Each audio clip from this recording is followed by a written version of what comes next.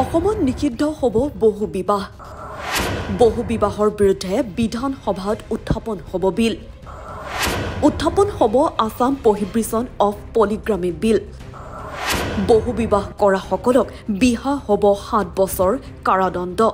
বিলখন পাৰিত হোৱাৰ পিছত যদি দ্বিতীয় বিবাহ কৰে বা তৃতীয় বিবাহ কৰে তেওঁলোকক 7 বছৰৰ বাবে জেলত সশ্ৰম কাৰাদণ্ড দিয়াৰ ব্যৱস্থা ৰখা হৈছে। বহু বিবাহৰ বিৰুদ্ধে কঠোৰ হৈছে ৰাজ্য চৰকাৰ। শীঘ্ৰে ৰাজ্যত বলবৎ হ'ব বহু বিবাহক লৈ আইন। বহু বিবাহ নিষিদ্ধ কৰিবলৈ শীঘ্ৰে আইন আনিব ৰাজ্য চৰকাৰে।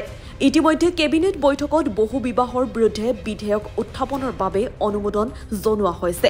অহা 25 নৱেম্বৰত এই বিধেয়কখন বিধানসভা অধিৱেশনত উত্থাপন কৰা হ'ব। এই বিধেয়কখন আইনত কাৰ্যকৰী হোৱাৰ পিছত বহু বিবাহ কৰিলে 7 বছৰ কাৰাদণ্ড বিহা হ'ব। আনহাতে বিধেয়কখনত বহু বিবাহৰ ভুক্তভোগী হোৱা মহিলাসকলক ক্ষতিপূৰণৰ বাবে একে পুঁজি গঠন কৰাৰ কথা মুখ্যমন্ত্ৰী হিমন্ত বিশ্ব শৰ্মাই জানিবলৈ দিয়ে। অৱশ্যে জনজাতি লোকসকল আৰু 6ষ্ঠ অনুসূচীৰ অধীনৰ এলেকাত এই আইন কাৰ্যকৰী নহ'ব বুলি মুখ্যমন্ত্ৰীগৰাকীয়ে জানিবলৈ দিয়ে। আজি কেবিনেটে the Assam prohibition of polygamy bill অৰ্থাৎ বহু বিবাহ বন্ধ কৰাৰ বাবে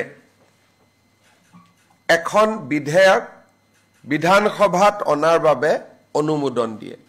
এই বিলখনৰ নাম হ'ব the Assam prohibition of polygamy bill 2025।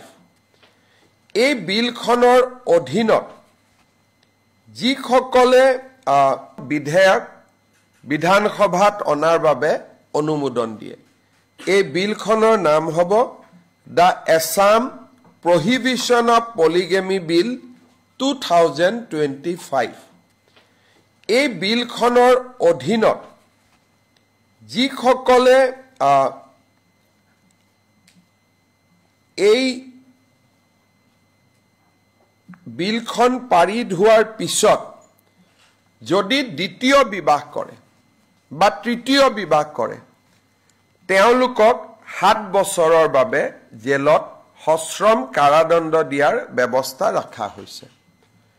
আৰু এই বিলখনত এই অফেন্সটোক নন কগনাইজেবল অফেন্স কৰা হৈছে, অৰ্থাৎ ইয়াৰ অধীনত এৰেষ্ট কৰিলে they will not get bail immediately.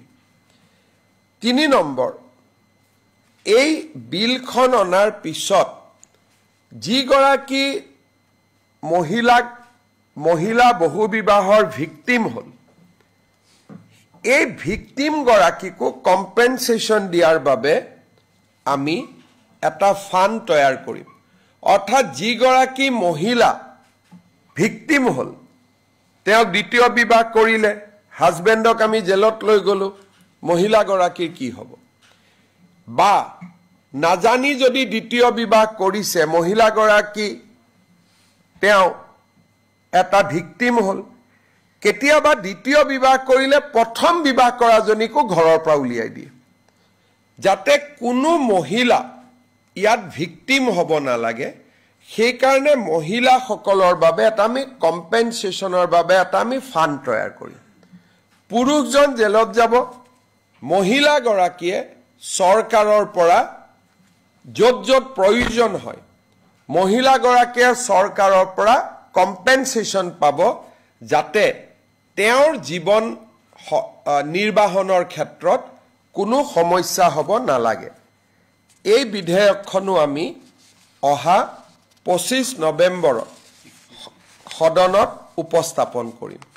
অৱশ্যে এই বিধেয়কখনৰ আওতাৰ পৰা জনজাতি লোকসকলক আমি বাহিৰত ৰাখিছোঁ, কাৰণ জনজাতি লোকসকলৰ কিছুমান কাষ্টমছ আছে, তেওঁলোক এই বিলখনৰ অধীনত নাহিব।